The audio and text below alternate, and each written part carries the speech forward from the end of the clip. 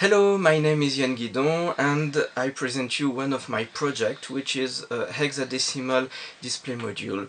It uses no transistor and only Russian parts from the old Soviet era. So there is one Numitron, there are 10 relays and almost 60 diodes, and I have worked hard to reduce the part count and keep the cost down. And it is meant to be cascaded, so it can display large numbers, for example for 8-bit or 16-bit or even more computers, so computers which will use no transistor either. And I have worked hard to make prototypes, and before I make a real PCB. So this is one of the first prototypes, and I even made one which is battery operated, so I can show people and I can confuse them because it's not a sort of circuit that you see every day.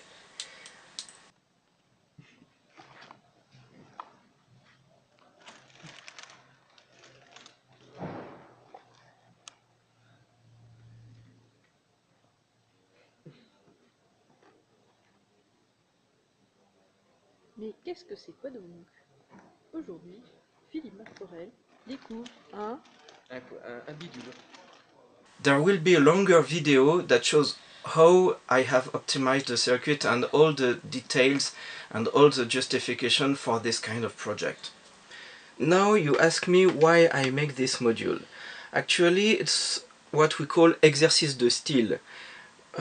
I try to investigate and explore different kinds of electronic circuits, and it is because I want to make a computer without transistors, a whole computer, and I have made several attempts that are logged in Hackaday.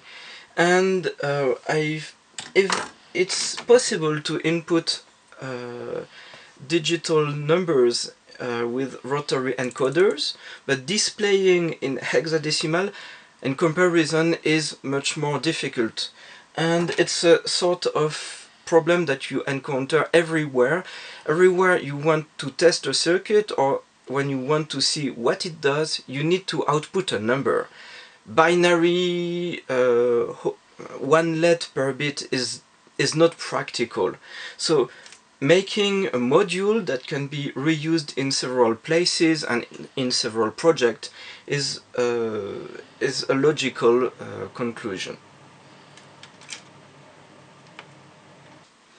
And now, why make it open source? Actually, who would imagine making tons of money out of such an obsolete technology?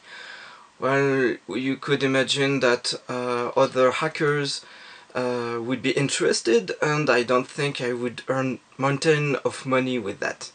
So it's more interesting, it's more rewarding to explore and share all the knowledge and all the tricks and all the details, because that's the purpose of such a stupid project. Making a computer without transistor has no practical purpose. It's for learning and it's for understanding how our grandfathers did with the ancient technologies. So open source is part of the project, and it's also part of my DNA, which I don't have to justify. I've done conferences at the Chaos Computer Club, for example, and sharing is a very important thing today, when our knowledge is locked by so many patents. And making money is not the purpose of the project, but if I can make $1,000, if my project is selected, hey, it's alright. It's a bonus. So thank you Hackaday, thank you to my sponsor, and thank you everybody for watching this. Bye!